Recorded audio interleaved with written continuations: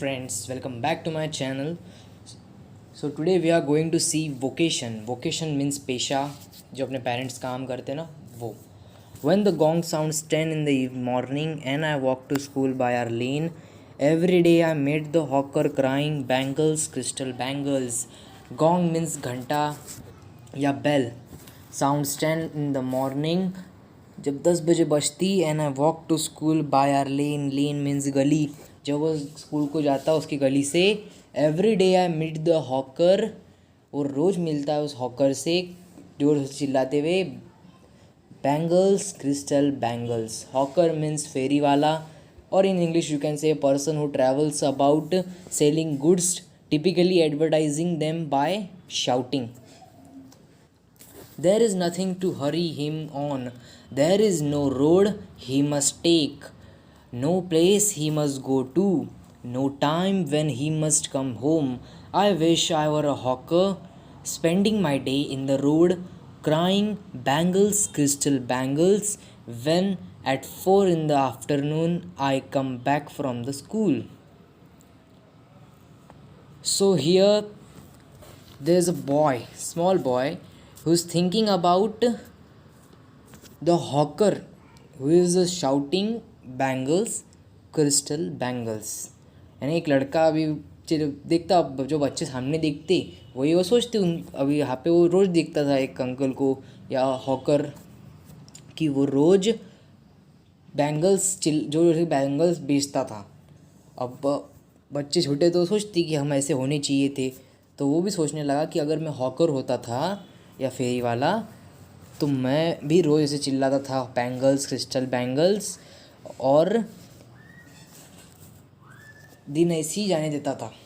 When at 4 in the afternoon I come back from the school, I can see through the gate that house the gardener digging the ground. अब वो जब शाम को 4 बजे घर आता था तब वो देखता था अपने गेट में से वो घर में एक गार्डनर था जो क्या कर रहा था, डिगिंग कर रहा था ग्राउंड में.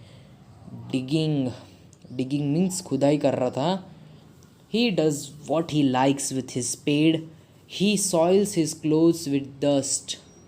No buddy takes him to task if he gets baked in the sun और गेट्स वेट.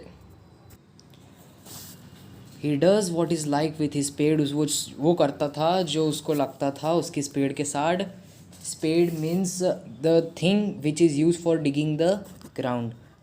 Okay.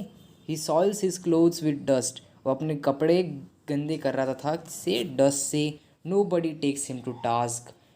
वो कोई भी उसको टास्क के लिए लेता था. मीन्स यहाँ उसे काम पर लगाता था.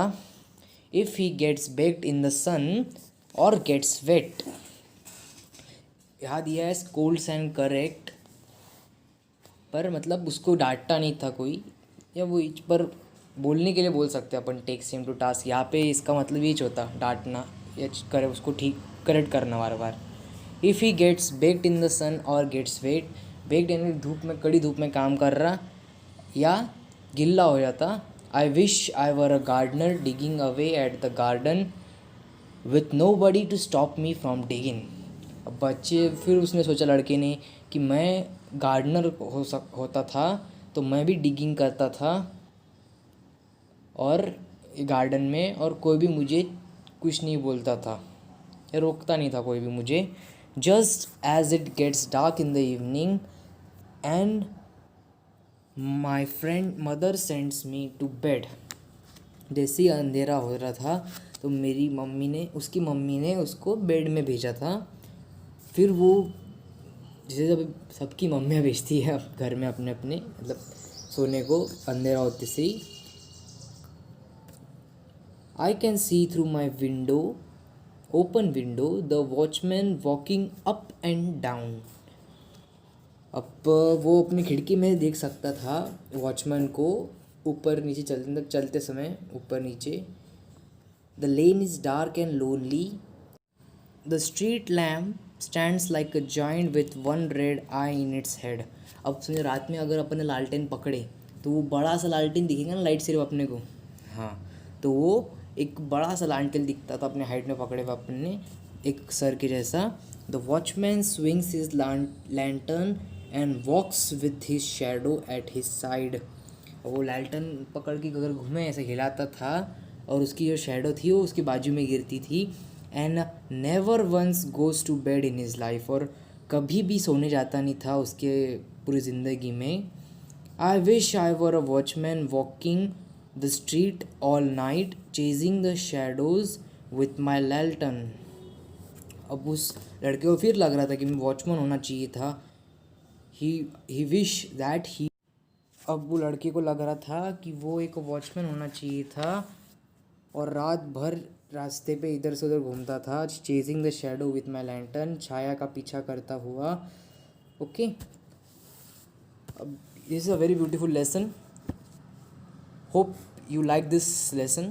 Now I will take the next lesson. Nature created man and woman as equals. Till then, stay safe, stay happy.